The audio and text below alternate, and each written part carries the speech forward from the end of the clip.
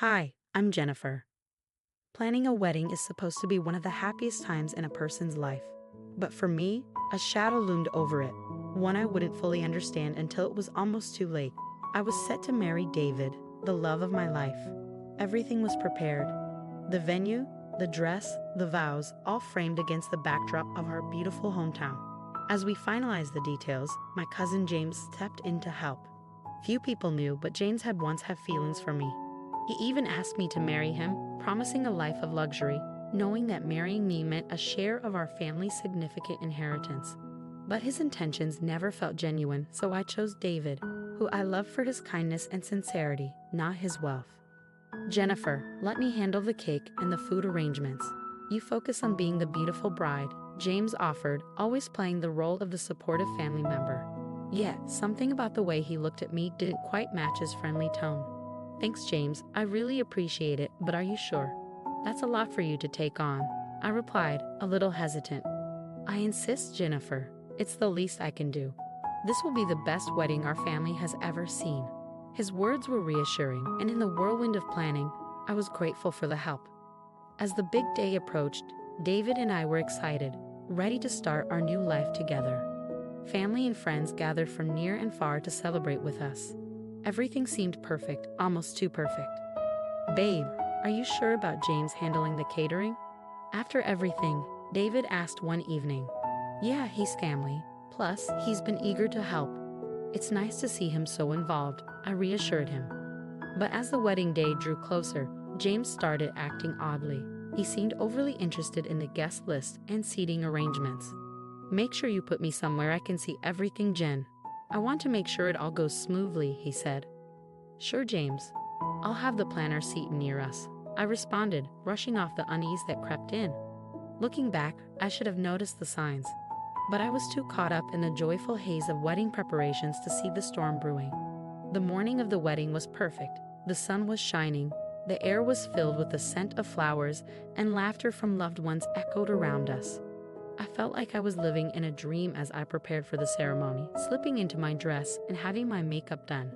Meanwhile, James was busy with his own preparations, none of us aware of the sinister nature of his plans.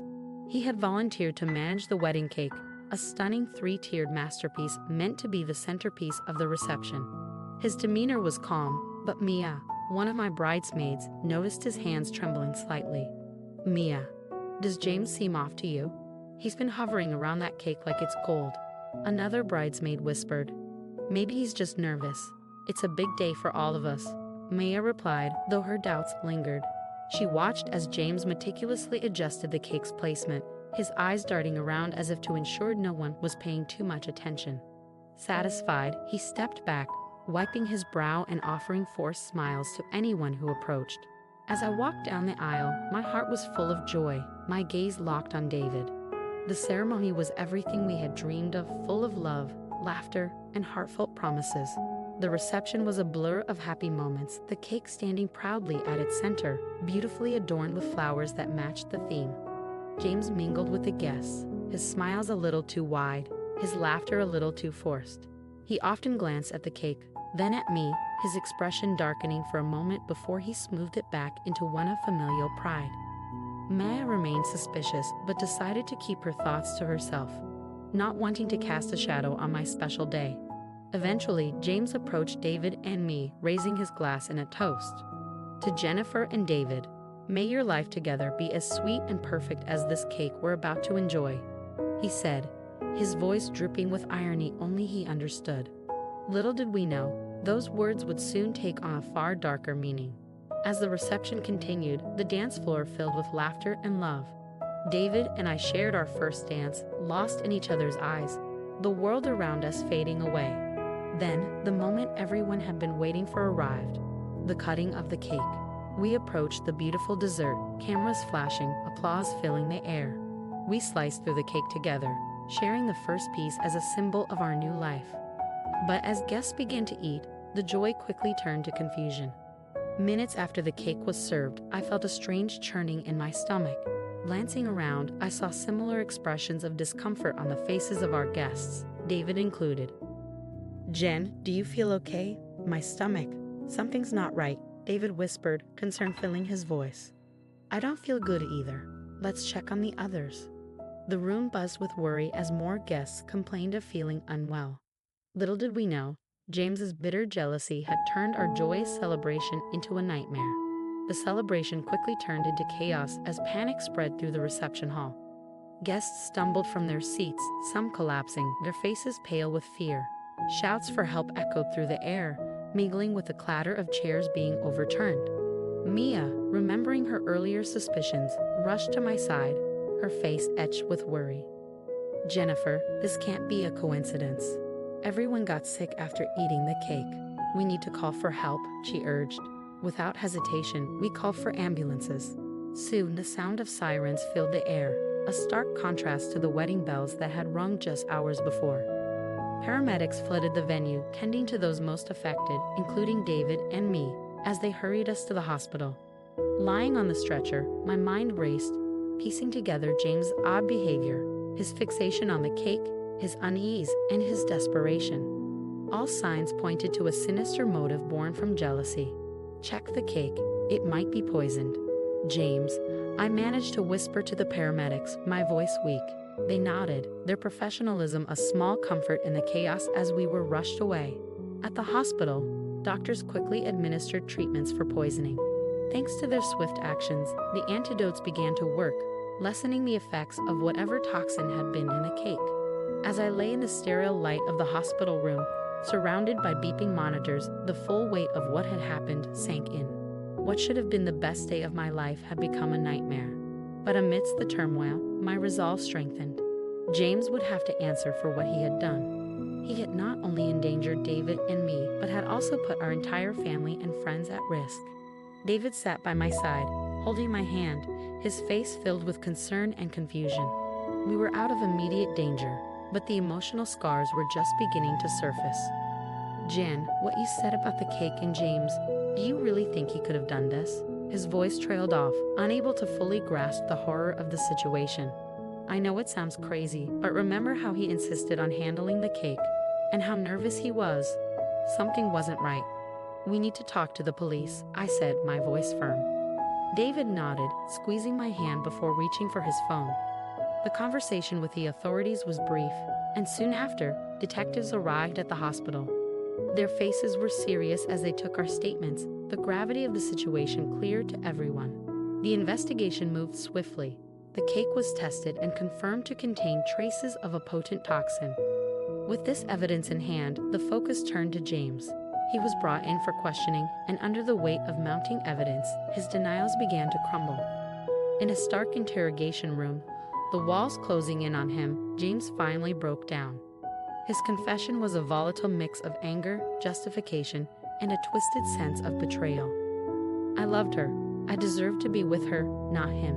It was supposed to be me, James shouted, his voice cracking under the weight of his emotions. The detective's voice remained calm but firm.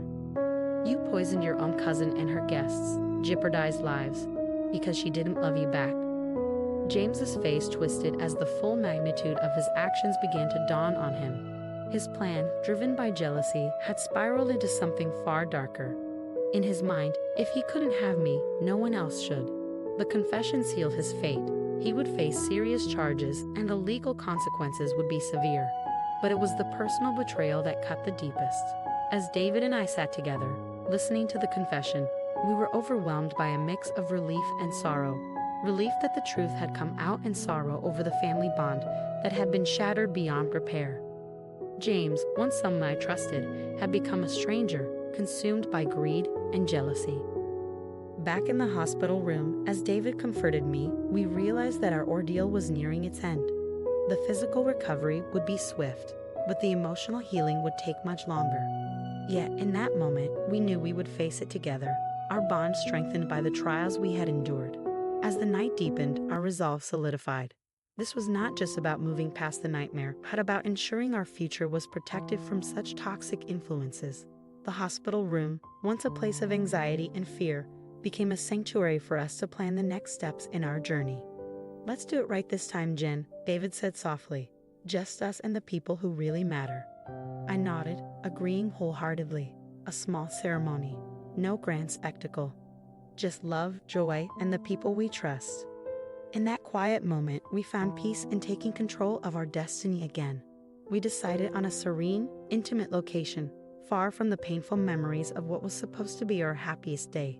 Meanwhile, James would face the consequences of his actions. Although James wasn't prosecuted legally, the fallout from his betrayal was severe. He was excluded from the family and shunned by those who had once considered him kin. In the end, he lost far more than he had bargained for. Stripped of his place in our lives, the respect of his peers, and any affection that could have been salvaged, his fate was sealed. A life marked by isolation and regret. It was a punishment that fit the nature of his crime, meted out not by a court of law but by the unforgiving gavel of social and familial judgment. As David and I moved forward, we leaned heavily on the support of those who stood by us. Our scheduled wedding became a symbol of resilience, a beautiful, understated affair that focused on the depth of our love rather than the grandeur of the event. It was perfect, filled with genuine smiles and heartfelt wishes, a stark contrast to the darkness that had tainted our first ceremony. The day of our new wedding arrived bright and clear. As I walked towards David, the sun casting long shadows on the ground. The trials we have faced felt like distant memories. We exchanged vows with a deeper understanding of their weight, promising to protect and cherish each other, no matter what lay ahead. David whispered, "No matter what we face it together." "Always and forever," I replied. In that moment, surrounded by the warmth of those who truly mattered, the lessons of the past months crystallized into one simple truth. Love, when fortified by trust and mutual respect, can weather any storm. James' attempt to destroy us had only strengthened our resolve to build a life defined by the values we cherished. As the celebration continued, laughter and music filled the air, and David and I knew this was just the beginning. A lifetime of shared moments and dreams, each one affirming the enduring strength of our love. James's actions had brought our story to a dramatic climax, but we had transformed adversity into the foundation of a stronger bond. Now I want to hear from you. Do you think the social and familial ostracization James faced was a sufficient consequence for his actions, or should there have been legal repercussions despite the personal resolution? Share your thoughts in the comments, and don't forget to like this video if you enjoyed our journey. Subscribe for more content, and let's continue the conversation.